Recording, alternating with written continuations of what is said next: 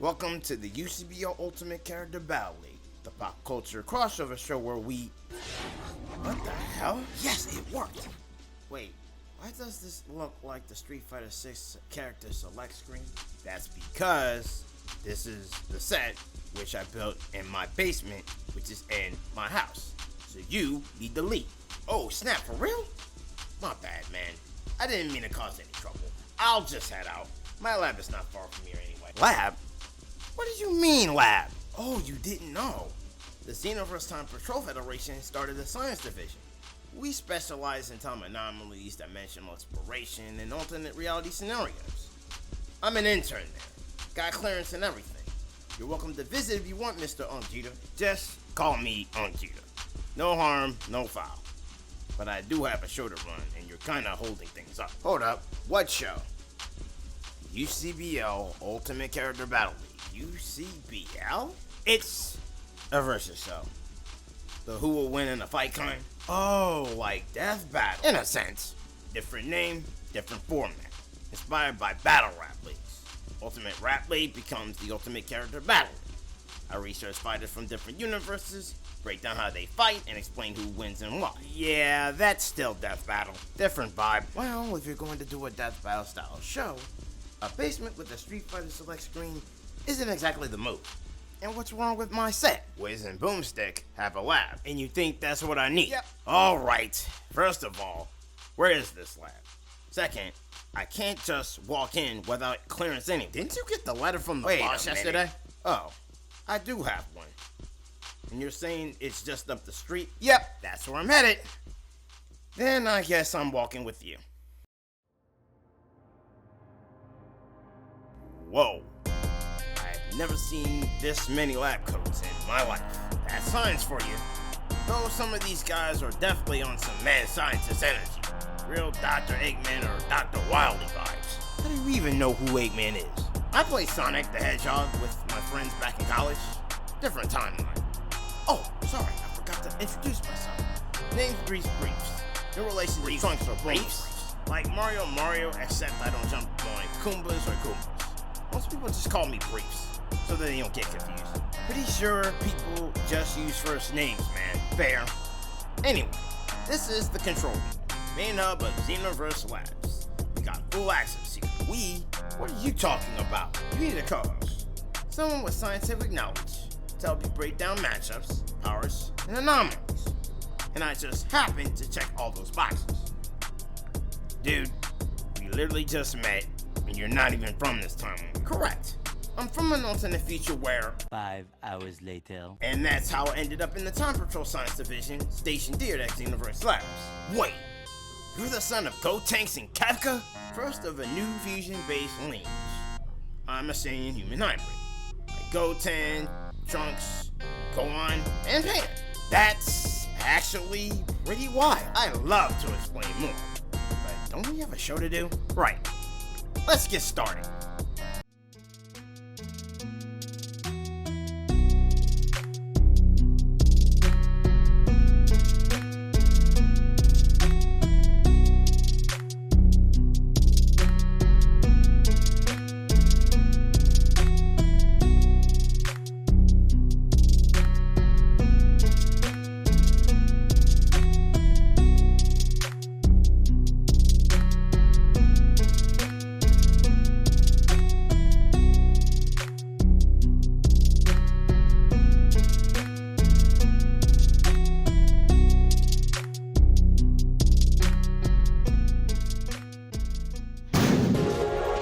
A decade where arcade games are fun, competition, and unforgettable nostalgia to every kid who stepped into a Gamebolt, mall, or pizza joint. And not just any kind of fun, but competitive kind.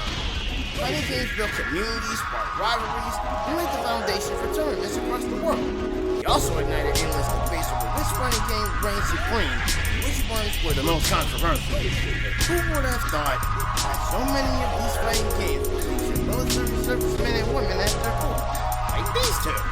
Sonya Blade, Special Forces General of Mortal Kombat, and Orchid, Disavowed spy of Killer Instinct. Before we begin, let's lay down the groundwork. we'll be breaking down Sonya's Blade's full Mortal Kombat run, covering the mainline games, movies, comics, and even that animated series.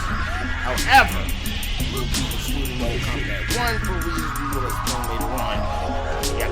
As for Orchid, we'll be focusing on our appearances in the Killer Instinct games and comics. As soon as the Killer Instinct comes. No, there's no TV show or movie, at least not as of the making of this episode. These are Gina Blue and on Breeze Breach.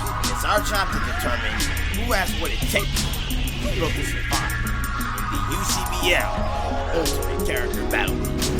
Every fighting game's got a tournament. That's just the law of the land. And no tournament in gaming is more deadly, more brutal, or more infamous than one spelled with a K. Mortal Kombat. Wait, combat with a K? Whoever came up with that must have been on drugs. You do realize Ed Boon came up with that name, right? I take it back. Not only was he on drugs, he sold out to Warner Brothers after Midway folded, right after the disaster that was Mortal Kombat vs. DC Universe. And it's not like Sub-Zero would ever end up throwing hands with Batman in the DCU. Oh crap, he did. Mortal Kombat didn't just push boundaries, it obliterated them. Decapitations, rib cages turned into trophies, and enough gore to invent the ESRB. And from that blood-soaked legacy stands one woman who embodies military discipline and lethal efficiency, Sonya Blade, the Special Forces General who doesn't take orders, she gives them.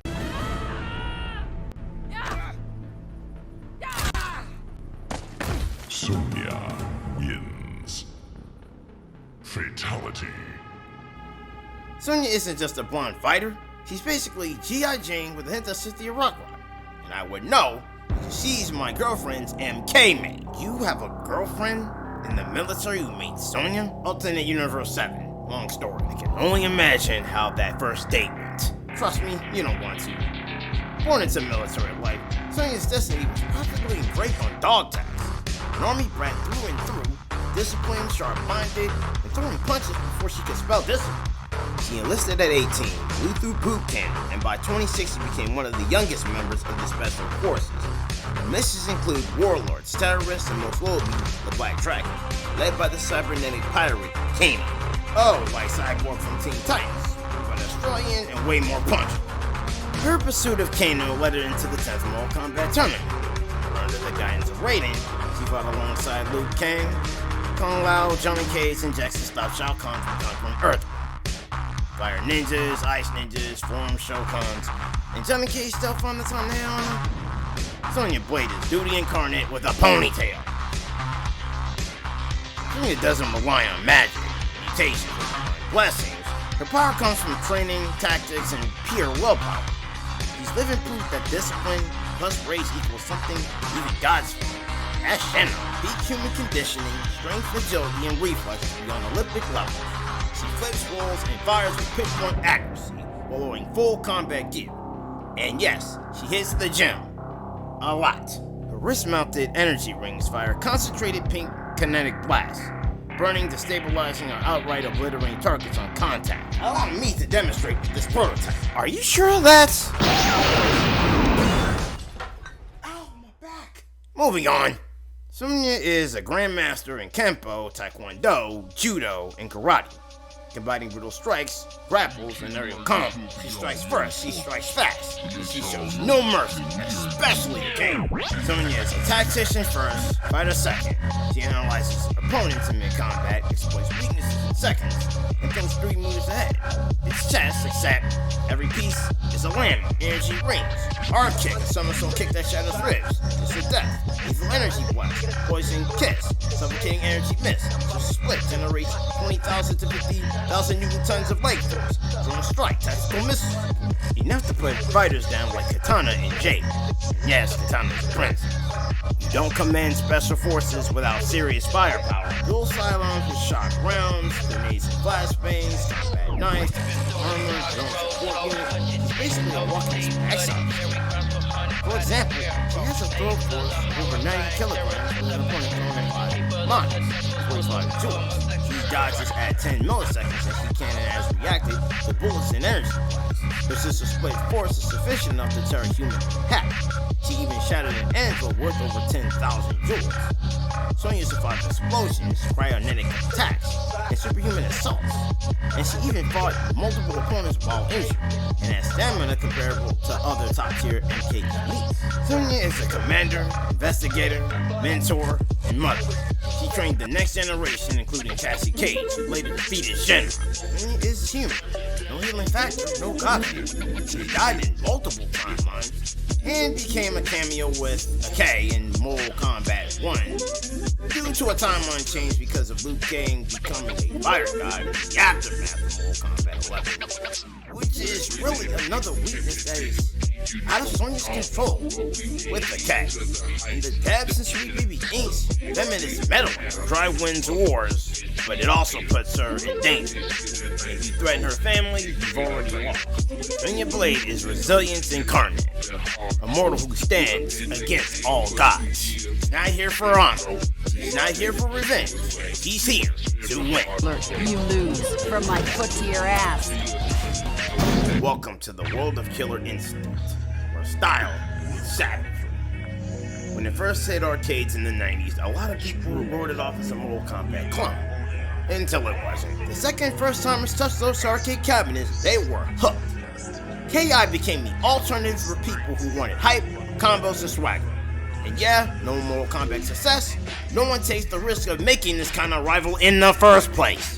Even creators like Maximilian Dude and Mac Muscles have praised the series and helped keep the hype alive. And the 2013 reboot became a real tournament presence. But inside the game's story, the chaos has ascended. And at the heart of it stands one agent in green who burns brighter than anything Ultratech could manufacture. Black Orchid, government spy, freedom fighter, and walking wildfire. Or just Orchid.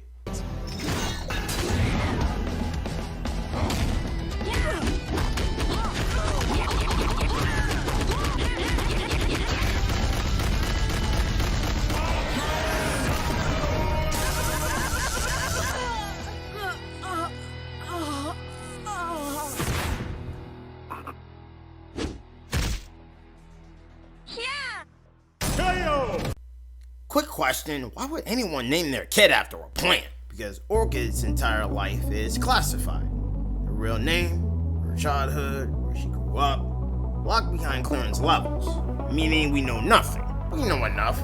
She trained under her father Jacob, mastering stealth, deception, and martial arts early, way before most kids learned algebra. By her early 20s, she was recruited into a covert unit tasked with dismantling Ultratech. Corporation responsible for bioweapons, cybernetics, and monstrous experiments aimed at global control. Okay, so we don't know her name, we do know her dad's name, which means there's a whole family tree sitting somewhere in a locked filing cabinet. Don't overthink it. But yes, she does have a half-brother, Jago the Warrior Monk. And when her agency disowned her for getting too close to the truth, Orchid didn't fold. She went rogue. She became Disavowed, wearing that label like a badge. Alongside Jago and former boxing champ CJ Combo, she formed the resistance to burn Ultratech down from the inside. From spy to symbol, Orchid became rebellion, human. Orchid isn't about brute force. She's about control, precision, and explosive time. Part secret agent, part rushdown brawl, part human flamethrower. Basically, if classified could roundhouse kick you, it would look like her. Orchid's signature ability is the Fire Cat, a blazing spectral feline she can summon or merge with. It tears through opponents, deflects projectiles, and can even slice through metal plating. And in instinct mode, she can unleash multiple Fire Cats in rapid succession, overwhelming even cybernetic monsters. So that's why the suit says hot, not the other reason my brain's tried to jump to. Correct, keep it professional and turn. In the 2013 reboot, Orchid channels Shadow Energy, empowering her offense, adds explosive force to combos, extends Firecat pressure and range, enhances movement and link speed, and gives short windows of defensive advantage. Orchid blends acrobatics with close quarters combat, fluid flip side kicks, and weapon strikes using external sticks and later donkeys. CQC, like Solid Snake, same concept, quick, efficient, in and out strikes. Like this? I'm okay!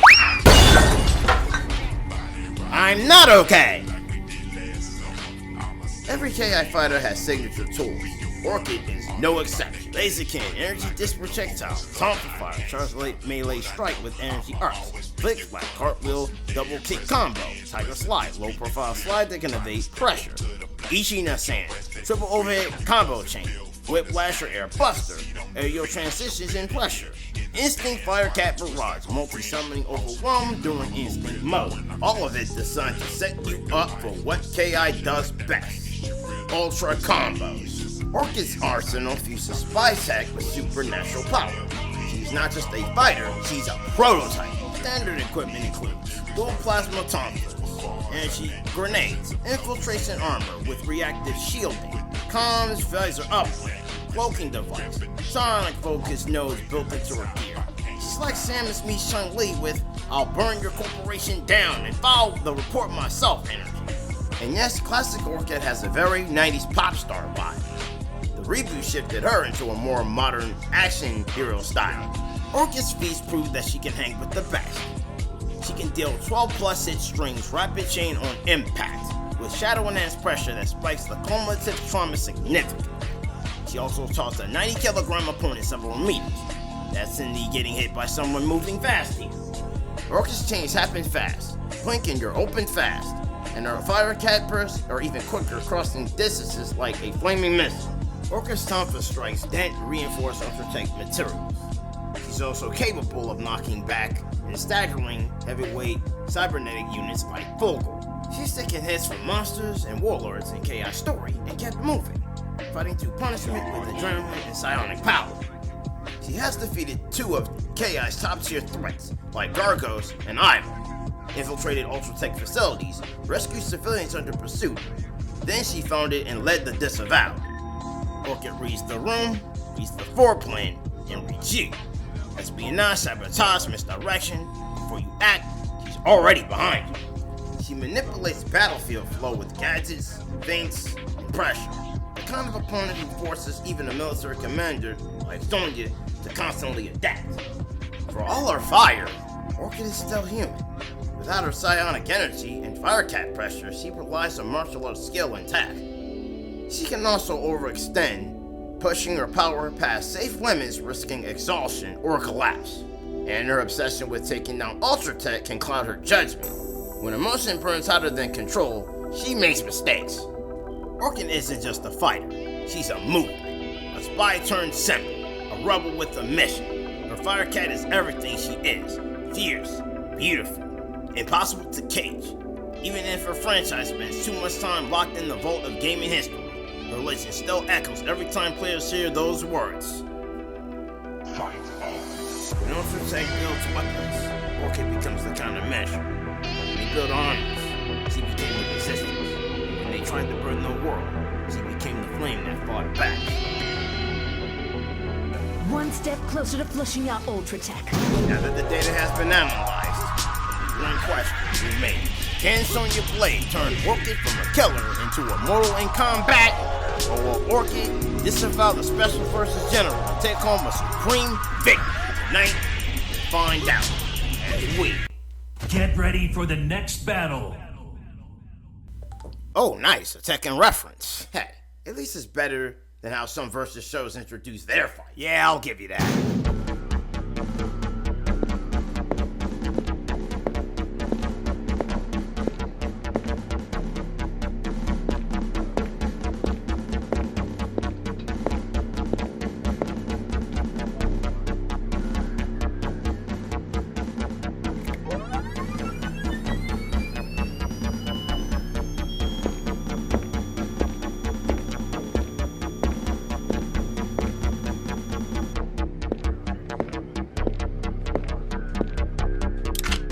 Move a muscle, and the gun goes off, blowing your brains out. Step away from the monitor. Hands where I can see them. First off, the data behind you is part of my mission. One, you're interfering with me. Second, pointing a gun at my head, that's gonna cost me. And since you won't step aside, let's dance. Fighters ready. Engage.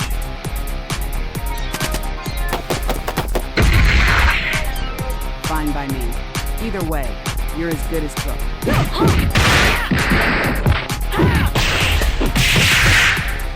Try dodging this!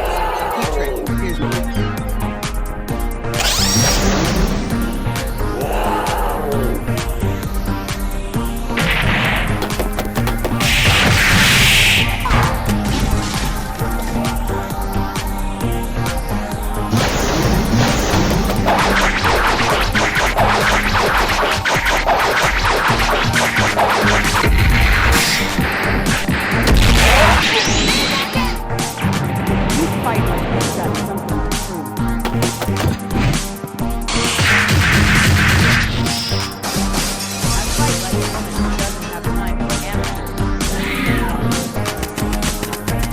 Take her down.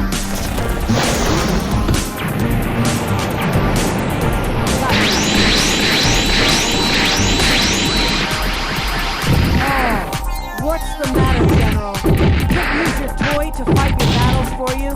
You know what? I'm getting sick and tired of using firehead.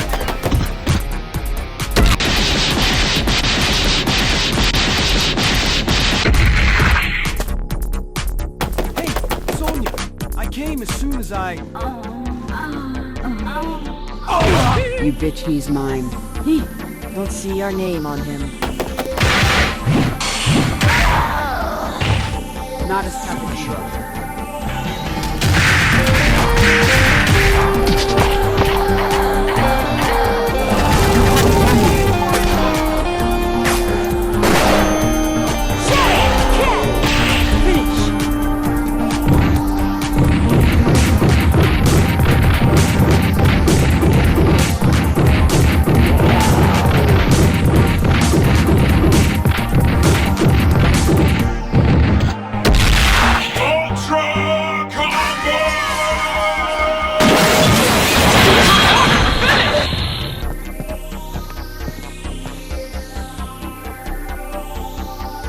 And now I have mission complete.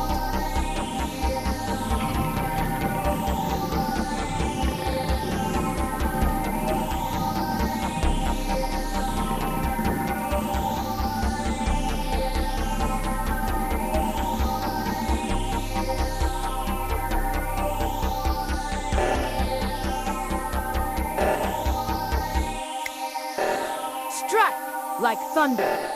Disappear like smoke.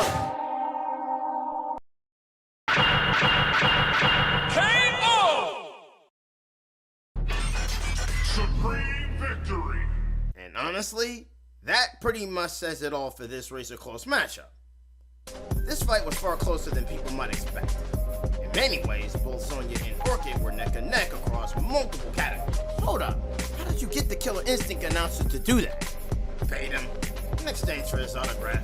It's hanging in my house right now. Fair enough. Alright, this fight came down to 7 categories.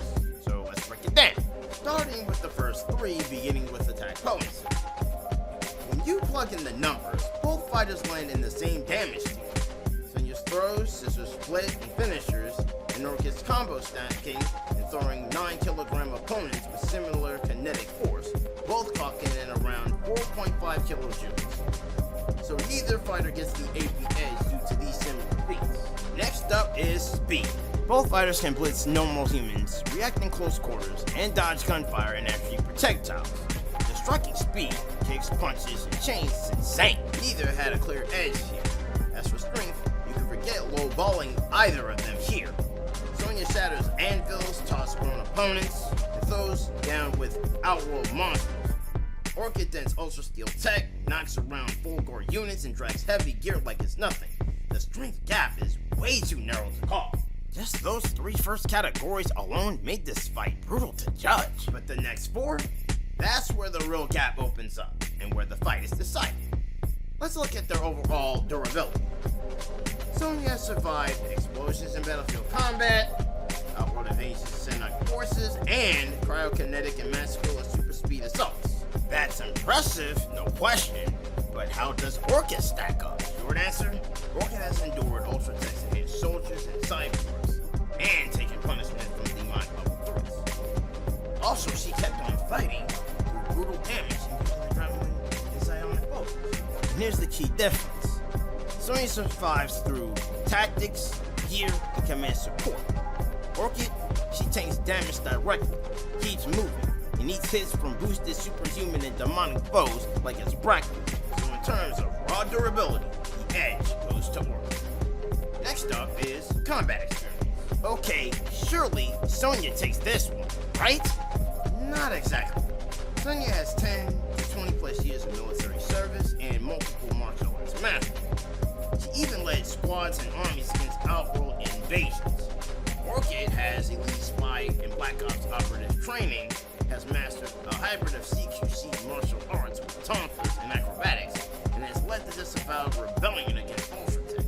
Different experiences, equally deadly, which is why both tied for combat experience. Moving on to weapons and abilities. Sonya's loadout includes firearms, grenades, energy rings, drones, and a full special forces armor. For Orchid's kit, like her tonfas, firecat manifestation, shadow energy, spy tag, and supernatural movement, makes Sonya's arsenal less effective than it looks. Orchid can bypass energy projectiles, evade drones and gunfire, and outfight Sonya in pure close quarters combat. More gear doesn't mean better gear. But what about Sonya's Scissor Split Fatality? She finished Cammy with it, why not Orchid? Because Orchid has a supernatural escape option. Cammy did. The Firecat isn't cosmetic. It's cheap-based energy capable of burning the materials from full board level. Testing the characters in the center. Skin the hotter if Sonya tries to scissor split, Orchid can shift into Firecat form, burn through the hole, and potentially cripple Sonya's legs. Once that happens, Sonya's best finisher is off the table, giving Orchid her second category edge. And finally, the final boss scale. Sonya has faced Shao Kahn, Quan Chi, and Shinnok. That's God tier opposition. True.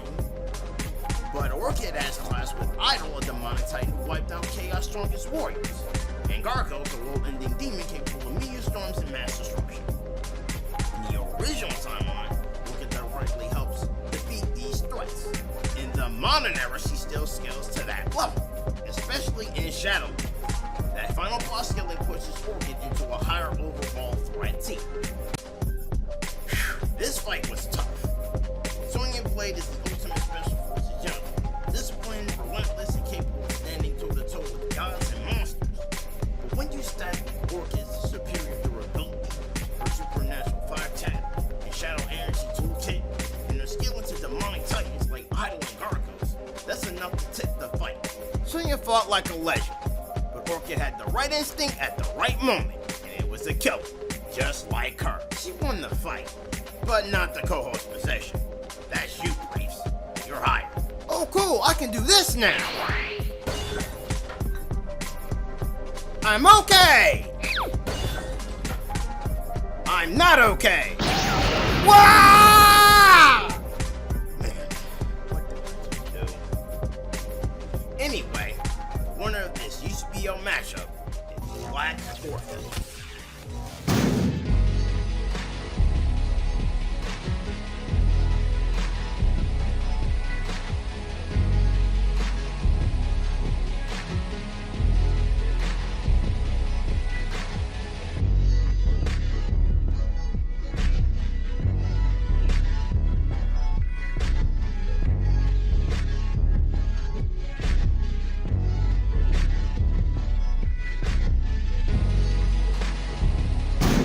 Return to the UCBL-Ultimate character.